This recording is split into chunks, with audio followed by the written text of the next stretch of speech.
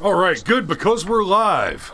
I went ahead and hit the pre-intro and went live, and then I was trying to get Cameron up on Skype, and Skype told me twice that my connection was too weak, which, bullshit. This is a hard line. Good morning, sunshine. How you doing, Cameron? I'm fantastic, buddy. Excellent, excellent. So, may the 4th be with you.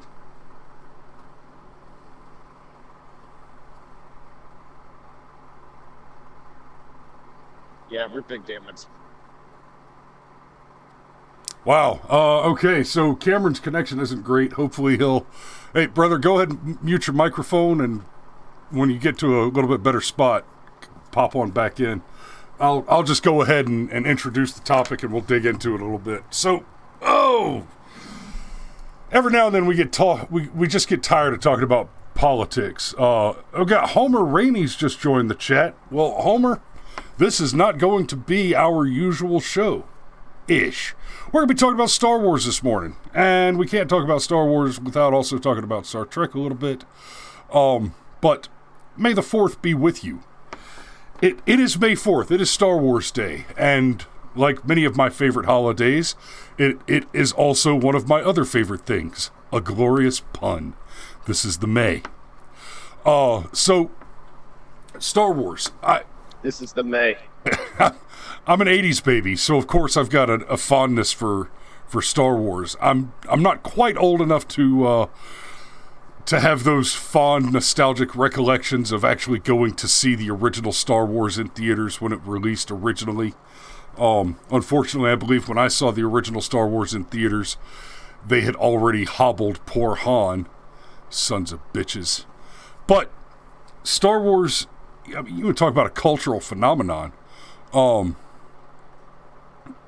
Hey, Steve says congrats on the puppies. Anarchy, I wasn't tracking on any puppies, but congrats. All right. So, Star Wars lives in a place of eminent nostalgia for most adult men in the United States. It pains me to say that is becoming less and less true for the younger generations as we go forward. And, well, that's Kathleen Kennedy's fault. God, yes. You know, I just got to say, I remember I was a little nervous, but ultimately I was excited when Disney bought the Star Wars IP.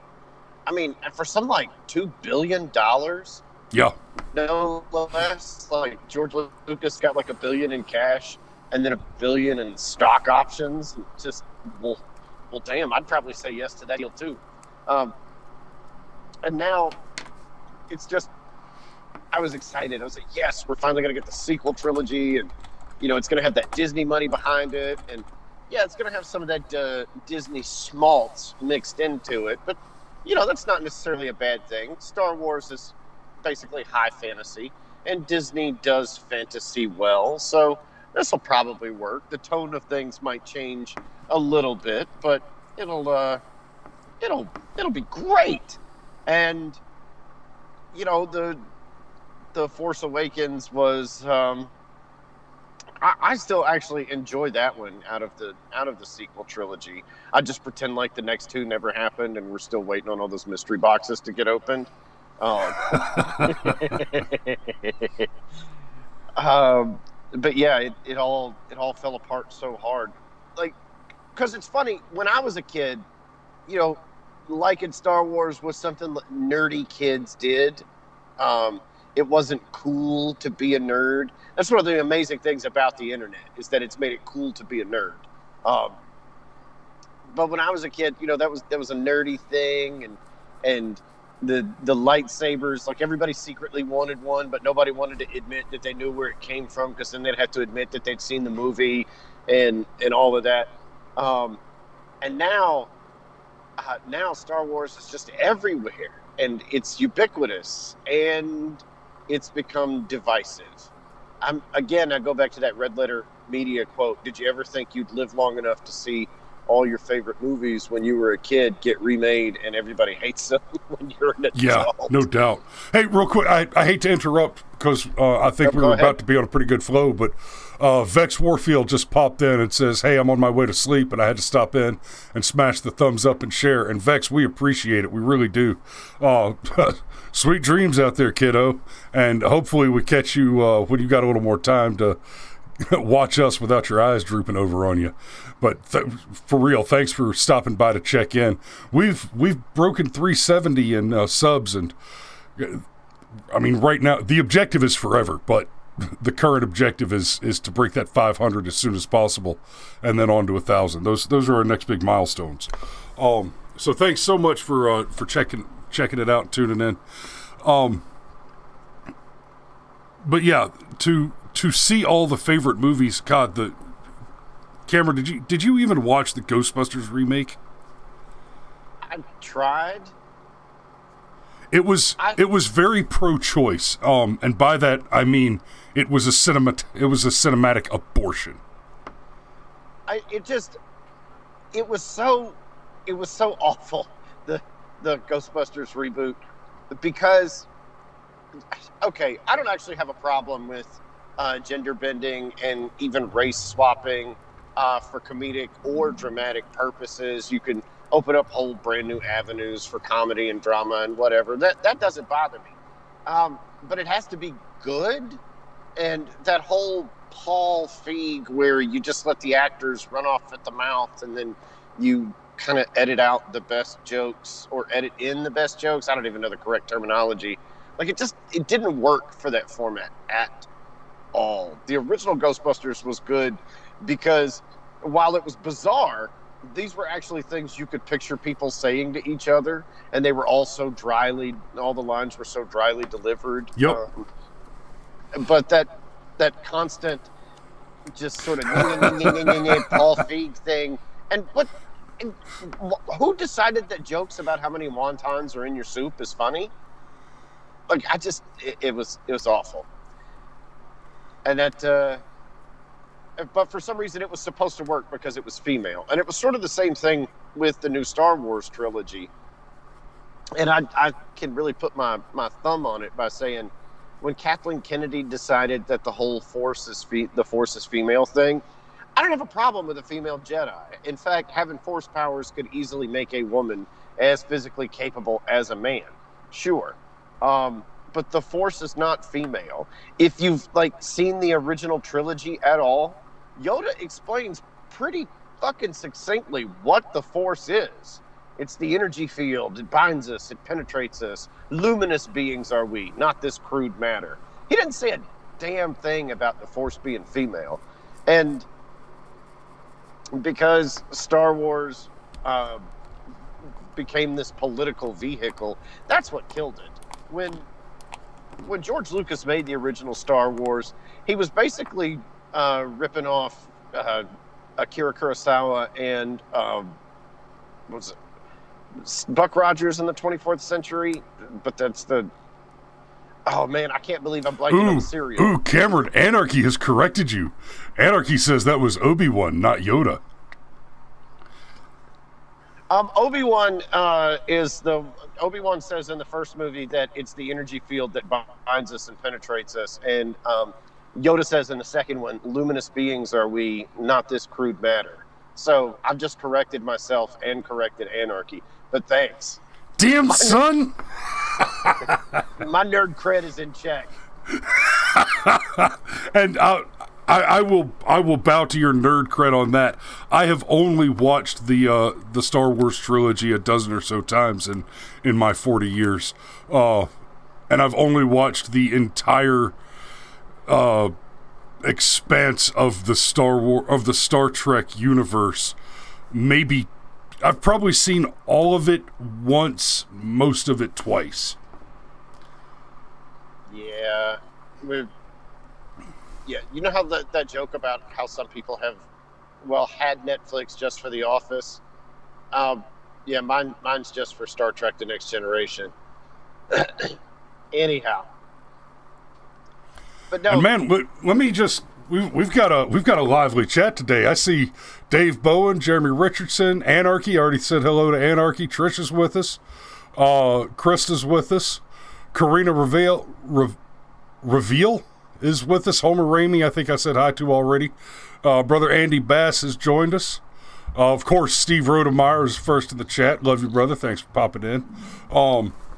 Yeah, got a lively chat this morning. I appreciate it, guys. Thanks for tuning in. So, yeah, all we have to do is talk about some really nerdy stuff. And go to them deep cuts. Yeah, baby. And hey, you know us. We're not going to be able to dodge politics on this entirely, largely because Disney has refused to. So, the original Star Wars trilogy was magic, and I mean that in so many senses of the phrase. The original Star Wars trilogy caused harm, but also did wonderful things to science fiction. So it's important to understand that for the sake of literary analysis, Star Wars is not in any way science fiction. Now, it has the aesthetic of science fiction, and it has come to form and inform what writers think of when they write science fiction as far as the aesthetic of it. But Star Wars tells a great fantasy story that is set in a veneer of science fiction. It's kind of like cheap steampunk where you just glue some gears on it and you don't actually talk about the technological or architectural motifs of the genre. Star Wars is fantasy, whereas Star Trek is actually science fiction. And the distinction is important because in science fiction, the story deals with the science and the technology and the development and the concept of theoretical possibilities. Star Wars has space wizards. With laser swords. Right. The laser sword is not, the lightsaber is not something that anybody ever expected or believed would be a technological possibility. I mean, for one, if it's a laser, it doesn't have a stop point on it. It just goes. Especially if you use it in freaking space. I mean, if the lightsaber, if we're to believe the extent of the power of the lightsaber, and can basically just cut through steel walls with a swipe like a hot knife through butter, that if you were to turn a lightsaber on standing on a spacecraft, you would just basically be firing a laser through the hull of the spacecraft, which would continue on through space unabated by external forces in the vacuum of space until it hit an object with sufficient gravity to scatter the laser beam. Star Wars is fantasy. Star Trek is science fiction. And the reason that's an important distinction is the things that come up in Star Trek make it into reality. The communicator, grav trains, right? I mean, hell, we have even managed to teleport matter. The iPad, yeah, absolutely. So the damage that was done by Star Wars in this realm is that it confused people as to what science fiction is. But it also got a larger group of people, a larger percentage of the population actually interested in science fiction. So on the one hand, you have people who would not otherwise be engaging with any science fiction at all, suddenly saying, okay, I enjoyed Star Wars, let me check out some novels. And their first go-to may not be Asimov or Heinlein. Their first go-tos may. Oh God, I'm terrible for this one. I can't even think of any authors that write fantasy in that kind of science fiction veneer. When I think science fiction, I go straight to Stranger to Strangeland, Friday, The Moon is a Harsh Mistress, and other books not by Robert Heinlein. I was doing some stuff about Heinlein earlier, so I was thinking about his books more, but Piers Anthony's got some stuff that blurs that line. Okay. But yeah, you talk about like Stranger to Strangeland, Robert A. Heinlein. That's that's kind of soft science fiction because it talks about the science, but the science that it's really digging into, it honestly, it's almost like political science fiction because what Stranger to Strangeland deals with primarily is the theoretical future in which we are colonizing other planets and how the law will deal with that, and then tries to imagine technology that's possible through an understanding that's external to our modern grasp of science. Krista mentions Jules Verne. Now, Jules Verne is more science fiction than science fantasy. And I would say that with Jules Verne, you have to be a little more charitable about how the line blurs, because what Jules Verne wrote was science fiction that was so far ahead of its time that he was talking about things that were theoretically possible without the framework of the theoretically relevant. Because, Verne wrote about flying to the moon, and at a time that, so the first story about flying to the moon was actually Edgar Allan Poe, and he thought we would take a hot air balloon, but but no.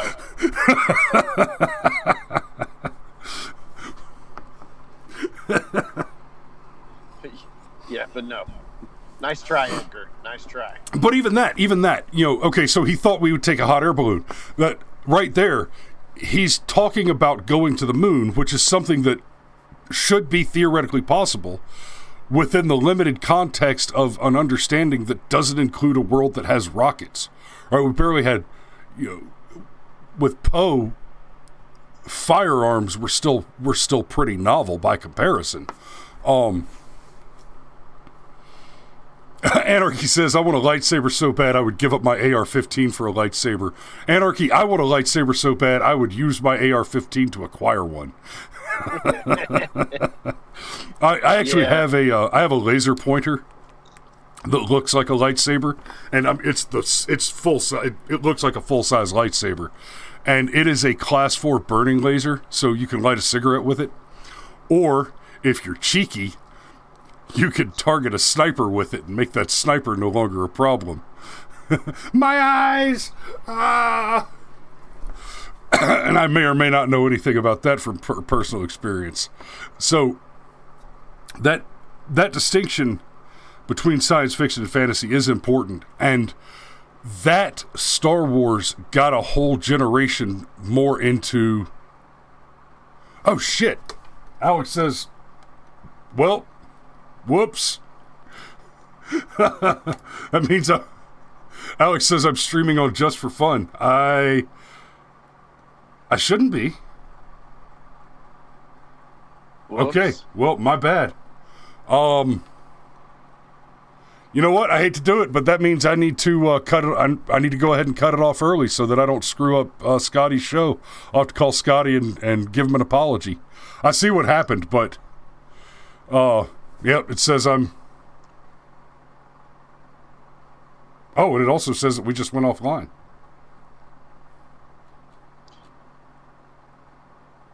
Scotty booted your ass. Oh, wait, no. Okay, guys, now there's funny stuff happening with the technology, so thanks for tuning in. May the 4th be with you, and we will see you tomorrow. This is